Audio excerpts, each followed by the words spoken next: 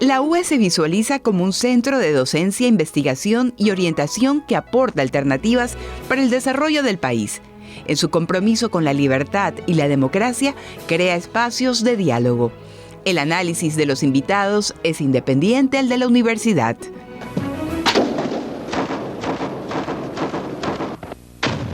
Durante la década de los 80, El Salvador se vio sumido en una brutal guerra civil que duró más de una década y que dejó un saldo de más de 75,000 muertos y miles de desplazados.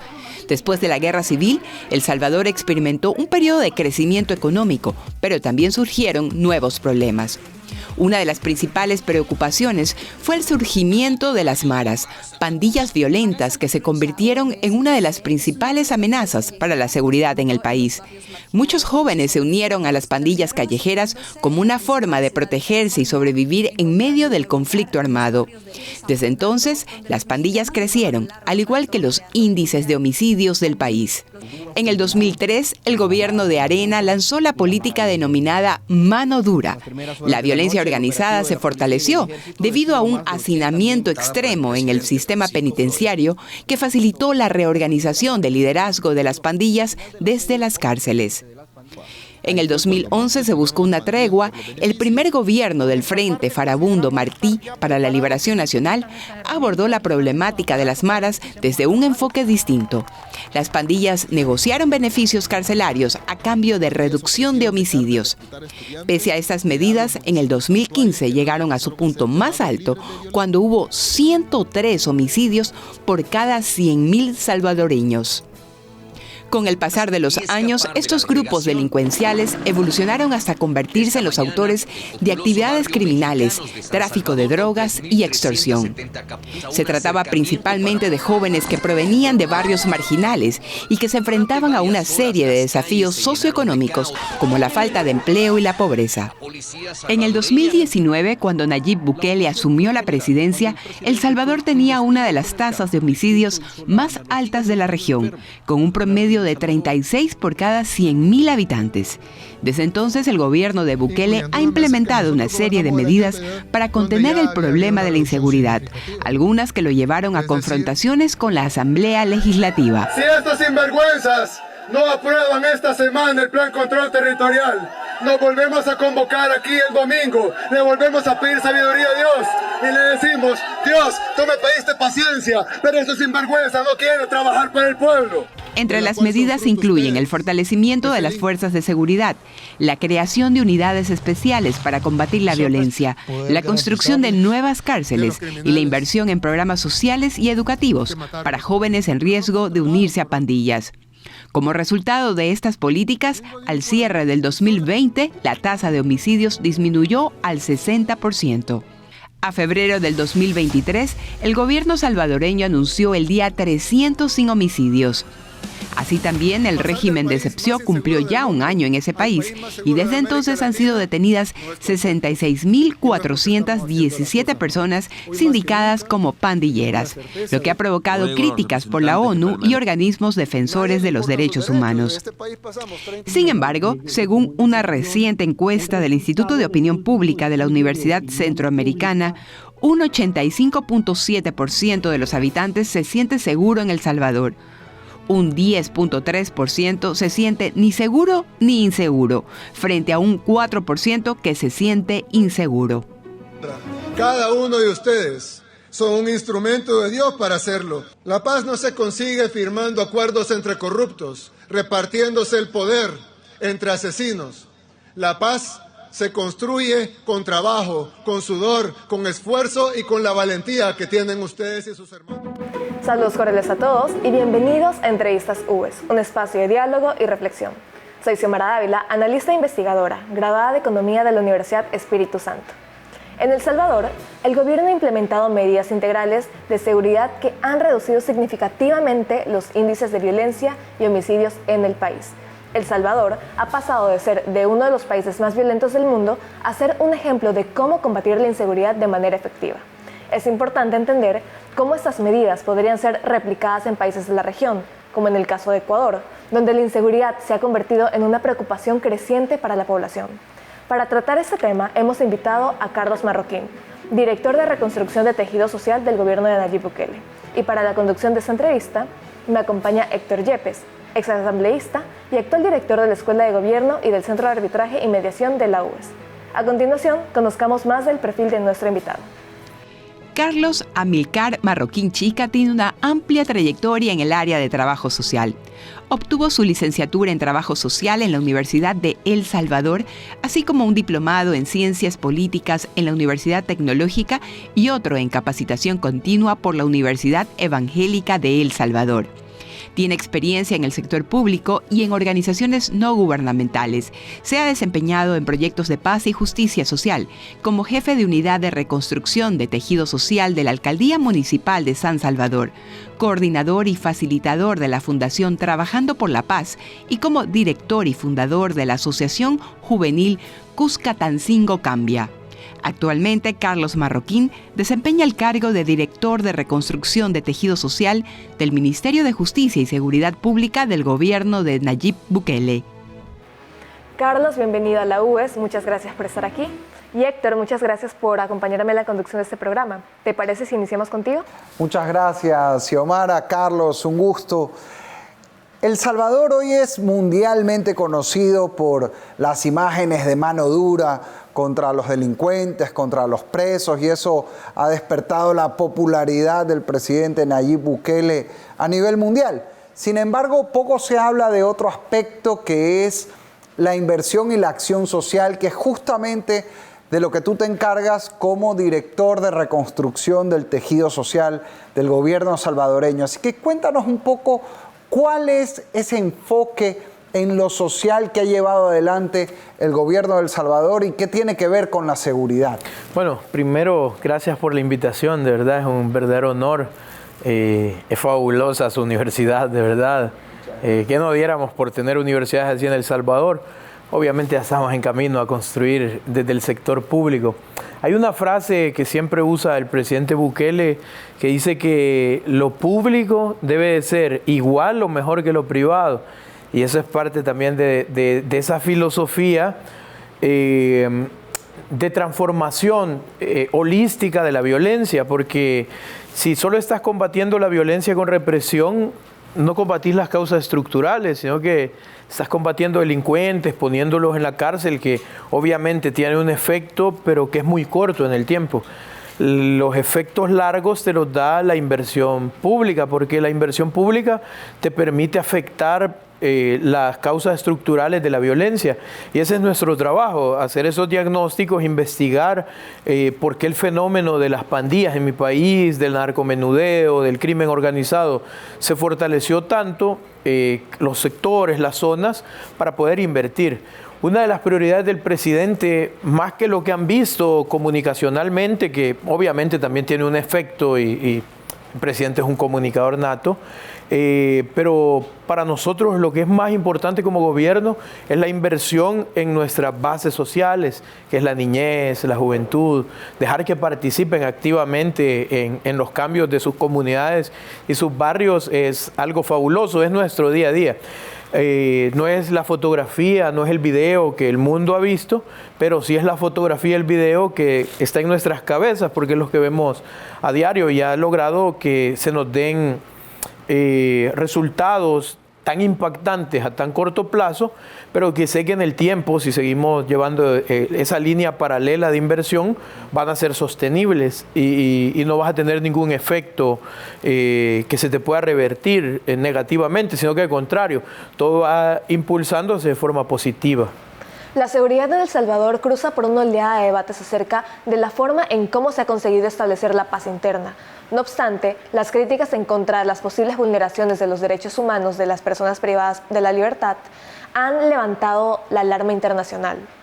Desde órganos como Naciones Unidas, Human Rights Watch, Amnesty International, ONGs que defienden los derechos humanos. Teniendo en cuenta esta arista, se vendrán denuncias ante cortes internacionales referente a la defensa de los derechos humanos en El Salvador.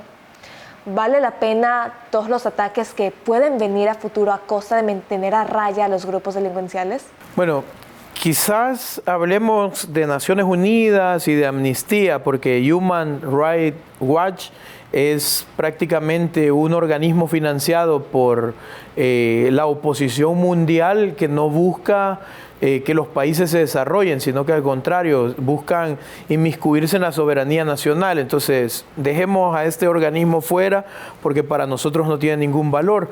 Pero si hablemos de las Naciones Unidas, que tiene permanencia en nuestro país, hay muchas agencias, sobre todo con las que desde nuestra dirección trabajamos, como el ACNUR, que es el Alto Comisionado de las Naciones Unidas para los Refugiados, desde donde vemos el trato por el desplazamiento interno que surgía a causa de la violencia, el Programa de Naciones Unidas para el Desarrollo, UNICEF, que acaba prácticamente de decir, después del lanzamiento de la ley Nacer, Crecer Juntos, nos damos por satisfechos porque ya no hay más que hacer en El Salvador, es el país que mucho más invierte en su niñez y todo. Yo creo que antes de pensar en los derechos de un criminal, debes de pensar en los derechos de los ciudadanos comunes, el que no es criminal. ¿Por qué?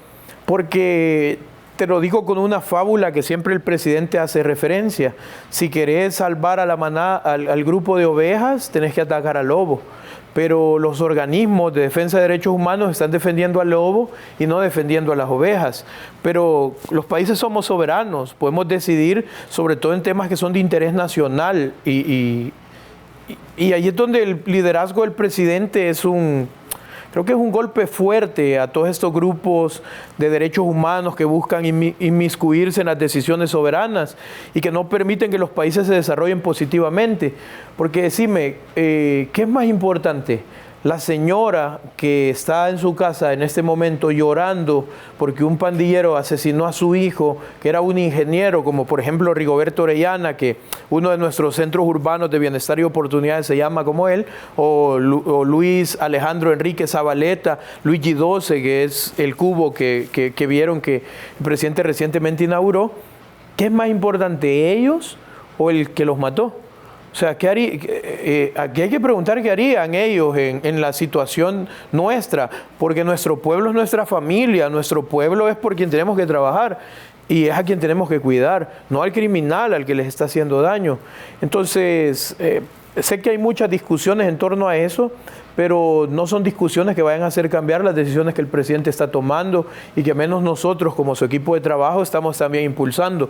Para nosotros los derechos que hay que respetar son de los ciudadanos que trabajan todos los días por sacar adelante un país de la pobreza, por llevar pan a su mesa, por trabajar por sus hijos, por un futuro mejor. Y no los derechos de los criminales. Los criminales tienen que ir a pagar, que ni se les está violentando los derechos. Ellos tienen el derecho que la Constitución les permite, después de ser capturados, de ir en juicio. Van a un juicio y obviamente se van a ir condenados porque cometieron un delito. En prisión práctico hay lugares donde ellos pueden devolver el daño que hicieron, pero trabajando. Tienes que trabajar. Para ganarte tu pan vas a trabajar, porque así no le vas a generar costos también al Estado. El Estado debe invertir en la niñez, en la juventud, en los procesos académicos, en construir universidades, en mejorar las escuelas públicas que están deplorables. O sea, era increíble. Son como 5,000 escuelas que no tenían ni techos. Nuestros niños estaban recibiendo literalmente sus clases normales día a día abajo de un árbol para poder cubrirse del sol. Entonces, eso hay que mejorar. Esos son los derechos que tienes que cuidar. La inversión debe ir ahí y no a un criminal que te mató a 10 personas solo porque forma parte de un grupo de pandillas. Entonces, esa es un poco la referencia y lo que transmito es el pensamiento del presidente. Hay que cuidar a las ovejas antes que al lobo. Hoy todo el mundo aplaude a nivel mundial las acciones y los resultados que ha tenido El Salvador en materia de seguridad. Y claro, fácil es juzgar ahora por el resultado sin haber visto el proceso. El Salvador era hasta hace poco uno de los países más inseguros de todo el continente y hoy es uno de los más, o no sé si el más seguro, al menos de Latinoamérica.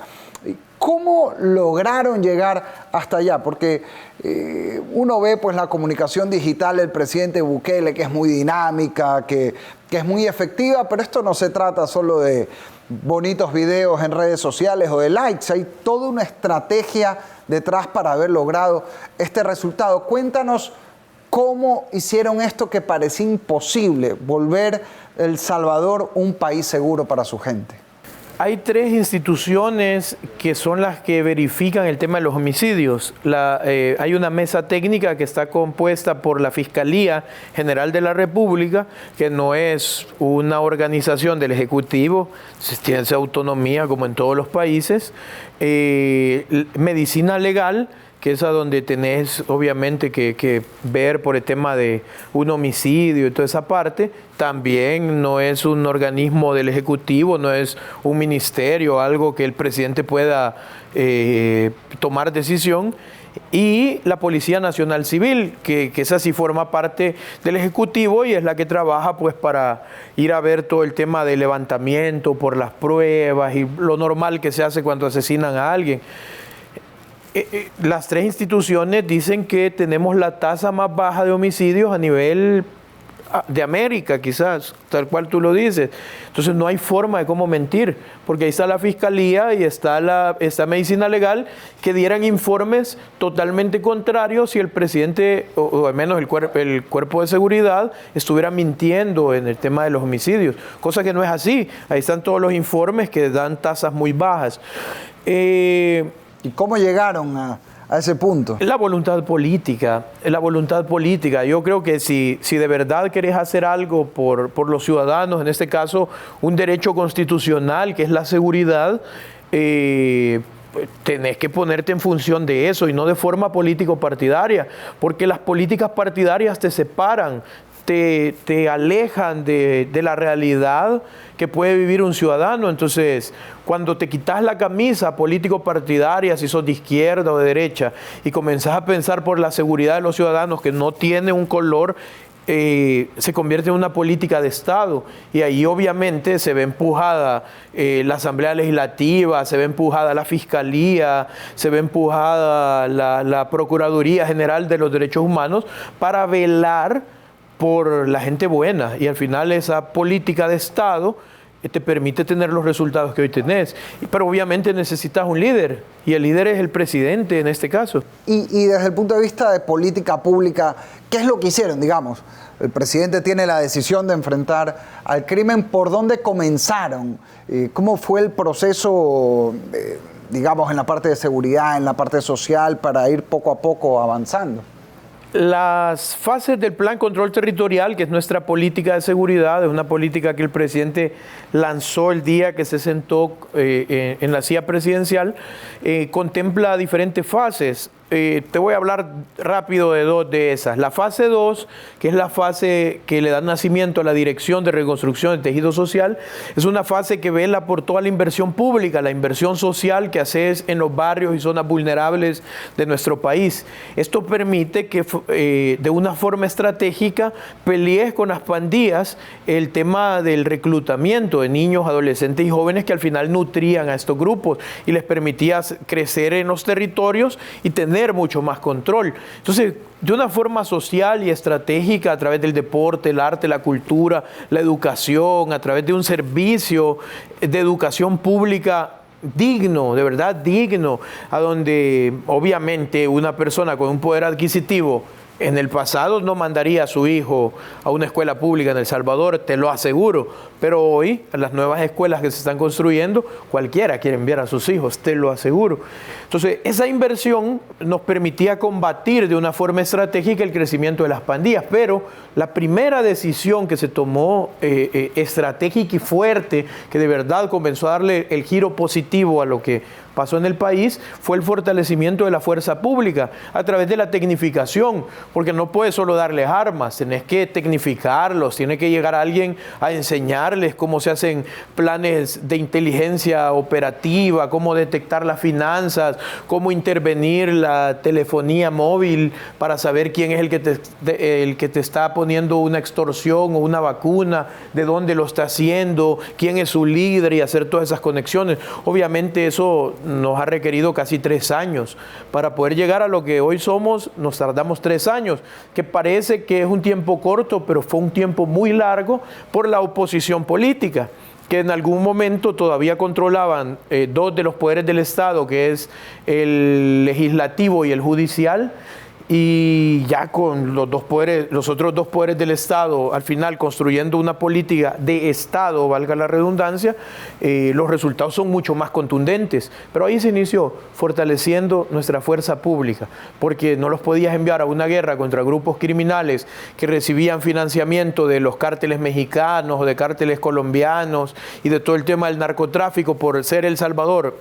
La salida al Pacífico y todo el paso de droga por el Pacífico, no podías enviarlos a combatir con armas de juguete o con un chaleco que lleva 4 o 5 años desfasado. Eso que tenías que darles un buen equipamiento, y eso permitió que nuestra fuerza policial, en este caso, aparte de que la dignificás, se tomara con mucha más razón la labor de proteger a los ciudadanos.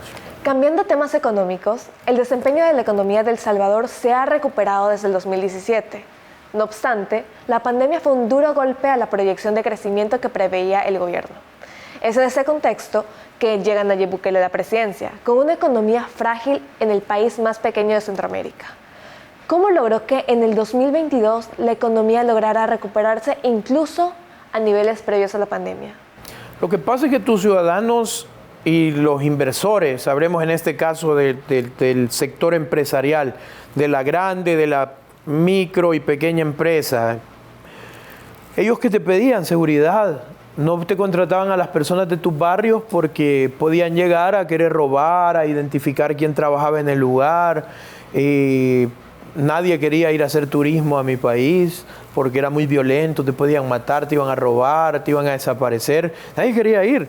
Pero yo creo que una de las apuestas grandes para hacer crecer la economía de El Salvador fue el hecho de invertir en seguridad, porque si tenés un país seguro, comenzás un ciclo de crecimiento económico, quieren llegar inversores. Aparte de eso, pues hay otra cosa que fue la puesta en marcha del Bitcoin como moneda de curso legal en El Salvador, que también te abre otro mercado económico.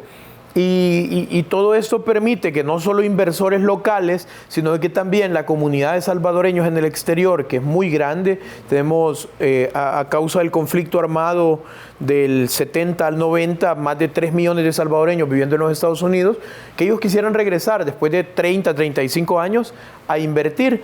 Entonces, todas estas políticas han permitido estabilidad en la economía salvadoreña y más que solo estabilidad, crecimiento, porque aparte el tema de los bonos y todo eso que han sido decisiones muy estratégicas del presidente. Y decime, con lo que es hoy El Salvador, ¿quién no quiere visitarlo y sobre todo quién no quiere invertir ahí?